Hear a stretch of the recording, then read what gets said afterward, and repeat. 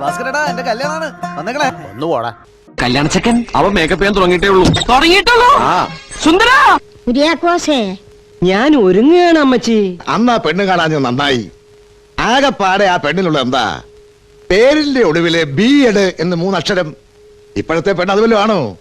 4 acre rubber തോട്ടം, 60 model Benz ലോറിയുടെ 3 ഓഹരികളുടെ ഒരു ഓഹരി, കൂടാതെ റേഷൻ കട പെണ്ണിന്റെ പേരിലും.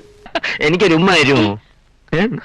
അമ്മാവന്റെ ആദ്യത്തെ കല്യാണം ആദ്യത്തേതും അവസാനത്തേതും. എനിക്കതല്ല പ്രശ്നം, ഈ മുണ്ടൊന്നും ശരിക്കും ഉടുക്കാൻ പറ്റില്ലല്ലോ കർത്താവേ.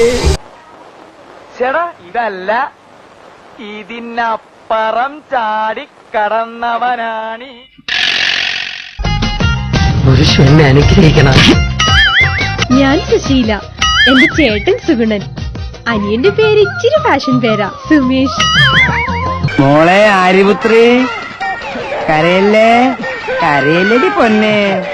ഇങ്ങിട്ട് കുജാര കുജാര ഇങ്ങിട്ട് കുജാര. കൊച്ചു കുട്ടികൾ കുറ്റം ചെയ്താൽ കോലും മിഠായി ഡായി ഡായി. ഇപ്പോഴേ പുറപ്പെട്ടാലേ ഉച്ചയോടങ്ങെത്തു. പെട്ടോട്ടശായിരുന്നു ഇതിൽ നല്ലത്. അതെ വേഗം വിട്ടോ. പെണ്ണങ്ങാൻ ആരുടെങ്കിലും കൂടെ പോയാൽ തീർന്നു. പെണ്ണിന്റെ പേരിലായിരിക്കും വീട്. വിറ്റ എന്ത് കിട്ടാവോ? കല്യാണത്തിന്റെ അന്ന് തന്നെ വിപ്പിക്കണം. മേക്കപ്പ് കൂടുതലാണ് ചേട്ടാ. അവനവൻ കുരുക്കുന്ന കുരുക്കഴിച്ചെടുക്കുമ്പം കുലുമാൽ.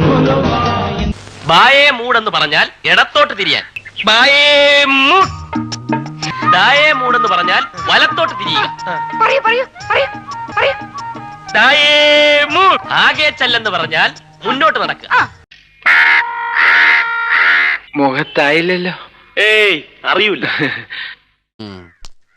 ദാസപ്പോ എന്നെ ശരിക്കൊന്ന് ശ്രദ്ധിച്ചേ.